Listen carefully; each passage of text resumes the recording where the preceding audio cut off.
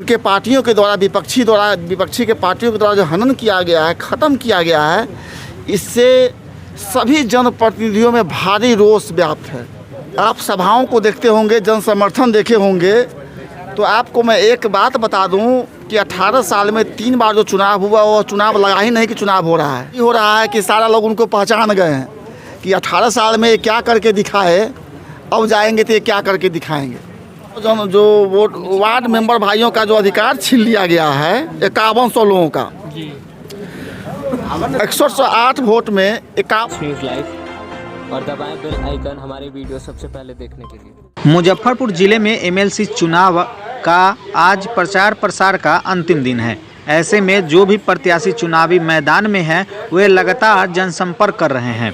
आज शाम 5 बजे तक ही चुनावी अभियान के तहत आरजेडी के प्रत्याशी शंभू सिंह का दौरा कांटी के हरदासपुर में हुआ और कांटी में जनसभा को संबोधित करते हुए कहा कि धनबल के परंपरा जो चली आ रही है अब मुजफ्फरपुर में नहीं चलेगी। और सीधा तस्वीरें आपको दिखा रहे हैं प्रकाश लाइव पर और देख सकते हैं भारी संख्या में लोग और जनप्रतिनिधि एमएलसी के राजद के प्रत्याशी शंभू सिंह के समर्थन में वहां पे बैठक चल रही है और वहां का तस्वीरें अभी आपको दिखा रहे हैं। सबसे पहले अभी आपको प्रकाश लाइव पर वही उन्होंने विरोधी पर कड़ा प्रहार भी किया है, वो भी आपको सुनने को मिलेगा।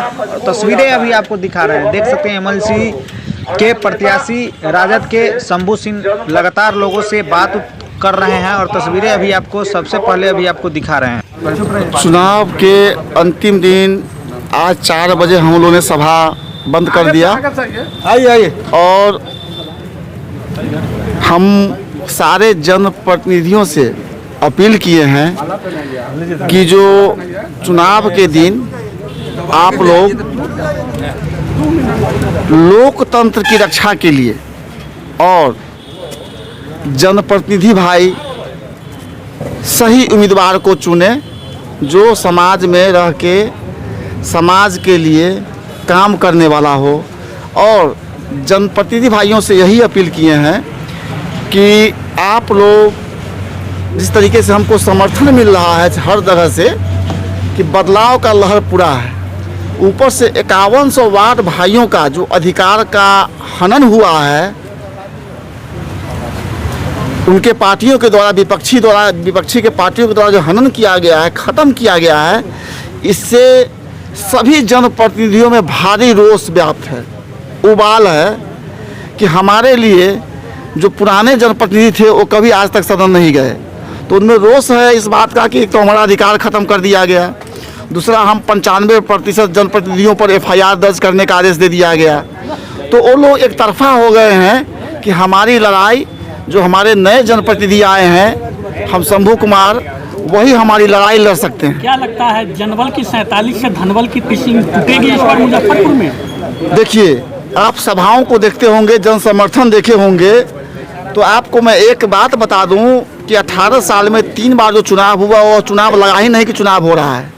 और जो महोदय जीत के 3 बार आए थे वो अपने AC के कमरे से बैठ के, होटल से बैठ के चुनाव जीत जाया करते थे, लेकिन उनकी परेशानी, उनकी बेचैनी और गांव-गांव घूमना, और अकेले घूमते तो कोई बात नहीं है, अपने सारे परिवार के सदस्य के साथ जितने भी उनके सगे संबंधी हैं सब जगह घूम घूम के बात समझाने में लगे हुए हैं। लेकिन उनके साथ तो अब यही हो रहा है कि सारा लोग उनको पहचान गए हैं कि 18 साल में ये क्या करके दिखाए, अब जाएंगे तो ये क्या करके दिखाएंगे।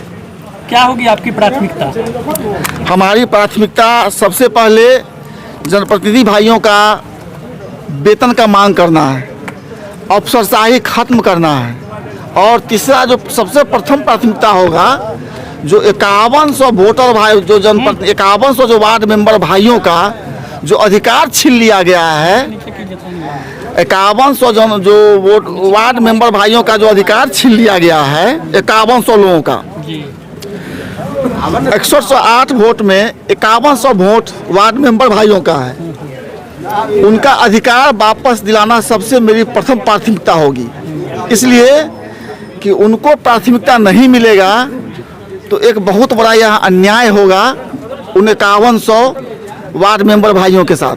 क्या अपील करेंगे मतदाताओं से? मैं सभी मतदाताओं से अपील करेंगे कि आप हमको अपना समर्थन दीजिए और आप अपनी लड़ाई के लिए निश्चिंत हो जाइए। आपके लड़ाई के लिए सदन में हम काफ़ी हैं कि लड़ाई आपको मंजिल तक पहुंचा के क्या छोड़ेंगे। लगता है एक तरफा जीत रहेगी? एक तरफा जीत होगा इस बार, एक तरफा है, लोग एक तरफा हो चुके हैं।